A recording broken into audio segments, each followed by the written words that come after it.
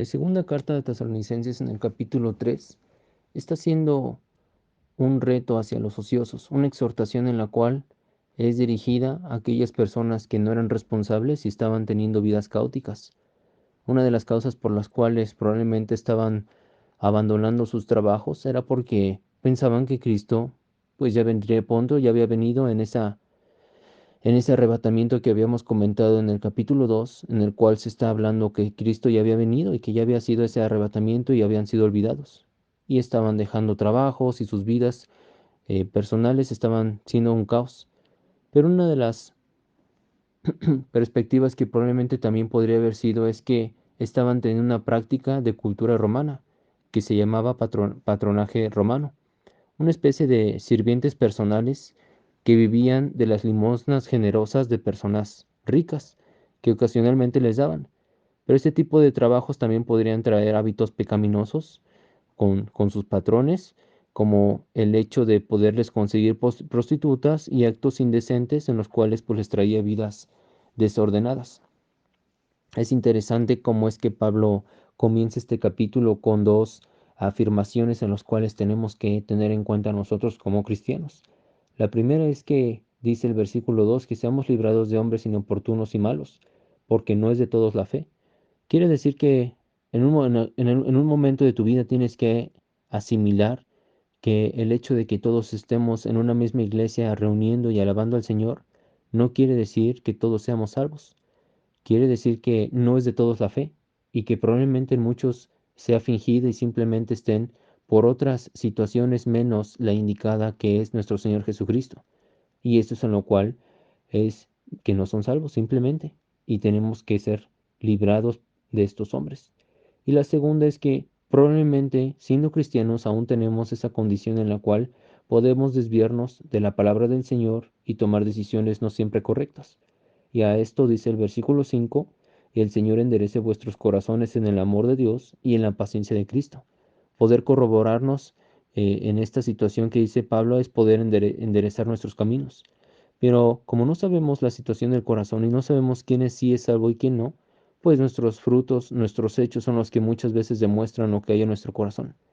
Y lo que hace Pablo en el versículo 6 dice que tenemos que apartarnos de todo hermano que no anduviere en orden y conforme a la doctrina que recibieron de Pablo. Podemos ver a estos hombres en los cuales estaban viviendo desordenadamente y comiendo pan y siendo mantenidos de otras personas sin trabajar. Pero Pablo les dio un ejemplo totalmente contrario. Les dio un ejemplo en el cual él les dice que vean cómo es que fue el esfuerzo que él dejó hacia ellos, el ejemplo que les dejó por medio del trabajo constante que él hacía.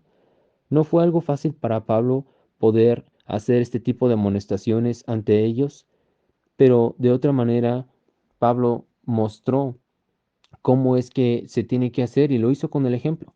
Él estuvo trabajando de noche y de día y aunque pudo haberse mantenido y bien podía por haber estado sirviendo a la iglesia, él no lo hizo.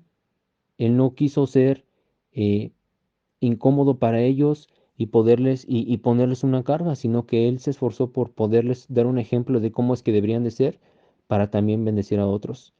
¿Te has preguntado si en tu vida estás bendiciendo a otros y apoyando? ¿O será que estás siendo una carga y estás curioseando de un lado a otro por estar en estas situaciones tan lamentables de la ociosidad? Tenemos que reconocer que si no tenemos una vida esforzada en nuestro trabajo como hombres de Dios, no podemos estar teniendo un ministerio que llevemos en la iglesia y guiar a otros jóvenes o hombres de la iglesia como tal. Un amor sacrificial hacia el trabajo de Jesucristo y mantenernos firmes en apoyar hacia otros es algo necesario que tenemos que tener en nuestra vida. Pablo termina esta carta y dice, y si alguno no obedeciera nuestra palabra por carta, notad al tal y no os juntéis con él para que se avergüence. Mas no le tengáis como enemigo, sino amonestadle como hermano. ¿Ha pasado esto en tu vida? ¿Has considerado que hay algo en tu vida o hay alguien cerca de ti que esté pasando por esta situación? No tenemos que odiarle, sino tenemos que molestarle con amor, como hermano, enseñándole que tiene que ser esforzado y no estarse manteniendo simplemente de limosnas o de ayudas ajenas, sino poderse esforzar en la palabra de Dios y en su trabajo diario.